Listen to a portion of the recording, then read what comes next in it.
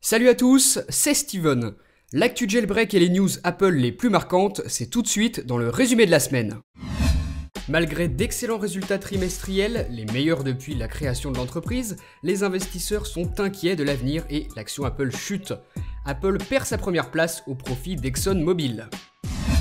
Apple a rendu disponible dimanche dernier la 5e version bêta d'iOS 6.1, considérée comme la version Golden Master. Une sortie assez curieuse étant donné qu'elle sort un dimanche et qu'elle n'apporte aucune nouveauté par rapport à la bêta précédente. Très peu de temps après la sortie d'iOS 6.1 Beta 5, Apple libère enfin la version finale après des mois d'attente de la part des utilisateurs. iOS 6.1 est donc disponible pour tous et je vous ai présenté toutes les nouveautés de la première mise à jour majeure d'iOS 6 dans une vidéo complète, n'hésitez donc pas à la regarder.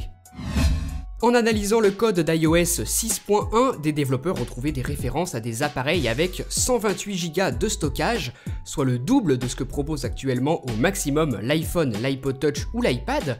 On peut donc en conclure que du changement est à prévoir. Les hackers confirment que leur faille exploitée pour l'élaboration du jailbreak untethered d'iOS 6 fonctionne en 6.1. Il est donc très probable que ce jailbreak sorte dimanche prochain, dans moins d'une semaine.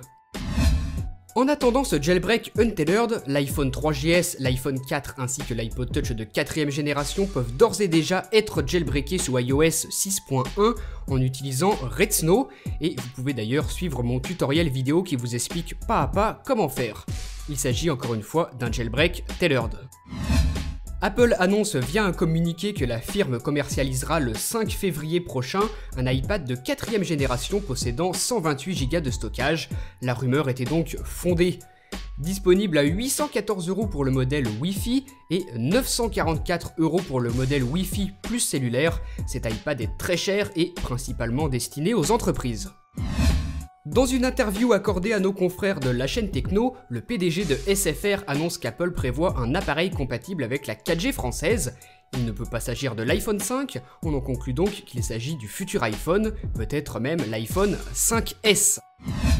L'outil qui permettra le jailbreak untethered d'iOS 6 s'appelle Evasion. Il fonctionne avec iOS 6.0, 6.0.1, 6.0.2 et 6.1 sur tout iPhone, iPod Touch ou iPad.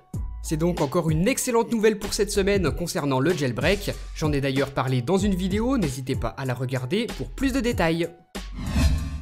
3 jours seulement après sa sortie, iOS 6.1 est installé sur 20% des appareils iOS, l'iPhone en tête, ce qui correspond à 13 millions d'utilisateurs. iOS 6.1 est donc très populaire et si vous n'avez pas encore mis à jour votre appareil, je vous encourage à le faire.